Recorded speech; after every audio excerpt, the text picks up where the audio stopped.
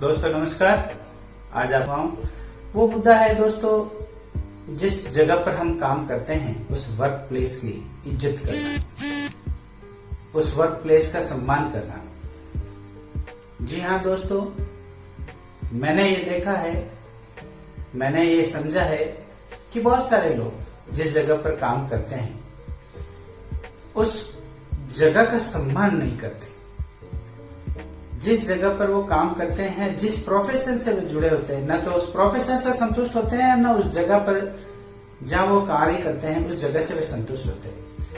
इस मुद्दे को लेकर मैं आज आपके समक्ष हाजिर हुआ और वो चर्चा मैं आज आपके समक्ष करना चाह रहा हूं। दोस्तों, मेरा यह कहना है कि जिस जगह पर आप काम करते हैं, जिस वर्क प्लेस पे आप काम करते हैं, उस वर्क प्लेस की इज्जत, उसका सम्मान होना बहुत जरूरी है दोस्तों। और जो आप कार्य करते हैं उस कार्य से आप संतुष्ट होने बहुत जरूरी है। यदि उस कार्य से यदि आप संतुष्ट नहीं हैं और उस जगह से आप संतुष्ट नहीं है जहां आप काम करते हैं, तो आपको अपने जीवन में कभी संतुष्टि प्राप्त हो ही नहीं सकती। और न तो आप उस काम से संतुष्ट होंगे, न उस जगह से संतुष्ट होंगे। इसलिए दोनों ही काम, यानी वो जगह जहां आप काम करते हैं उसका मान और उसका सम्मान, उसकी इज्जत बहुत जरूरी है। और जिस प्रोफेशन से आप जुड़े उससे आप दिल से जुड़े। मैं 2-3 आपको ऐसे उदाहरण देकर बताता हूं किस प्रकार से इलिटरेट पर्सन भी, जिसको आप अनपढ़ लोग कहते हैं, आपकी भाषा में, पढ़े लिखों की भाषा में वे लोग गंवार लोग कहलाते हैं। वे गंवार लोग भी अपने उस प्रोफेशन का बहुत सम्मान करते हैं। वे गंवार लोग भी उस जगह का बहुत सम्मान करते हैं जहां वे काम करते हैं।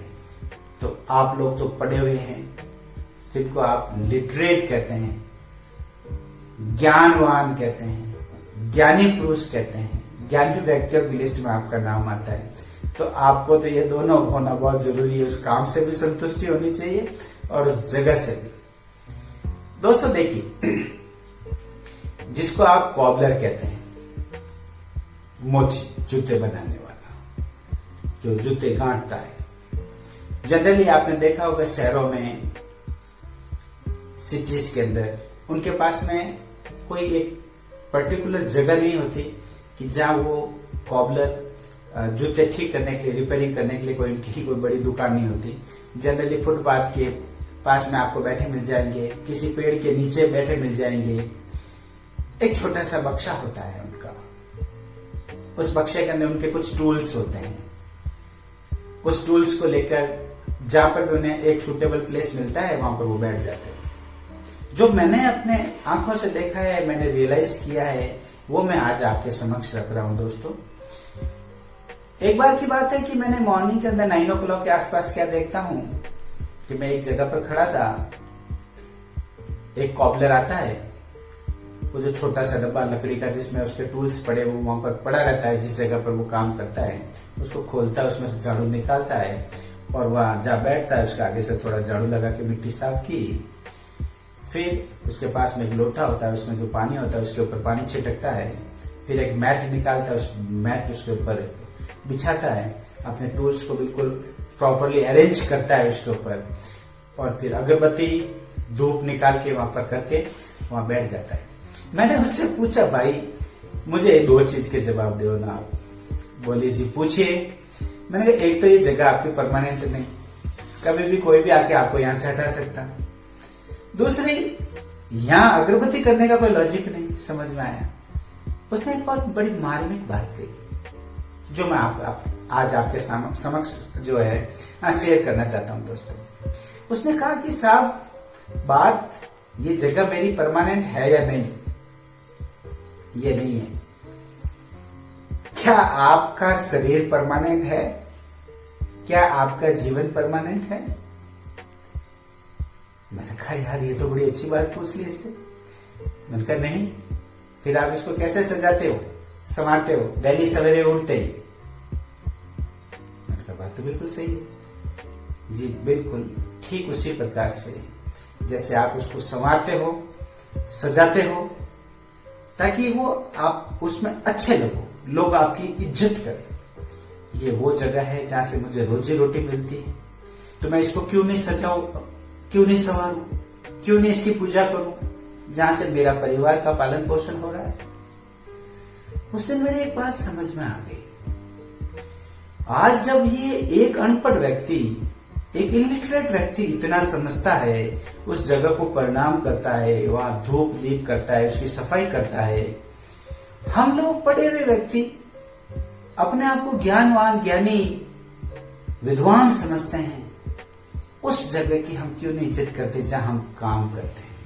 दोस्तों, मैंने ये देखा, जनरली बहुत सारे लोगों को देखा, जिस जगह पर काम करते हैं उसी जगह की आलोचना करते हैं। यानी जिस थाली में खाते हैं उसी थाली में छेद करते हैं। दूसरे शब्दों में ये बात कही जाए तो ये उचित होगी।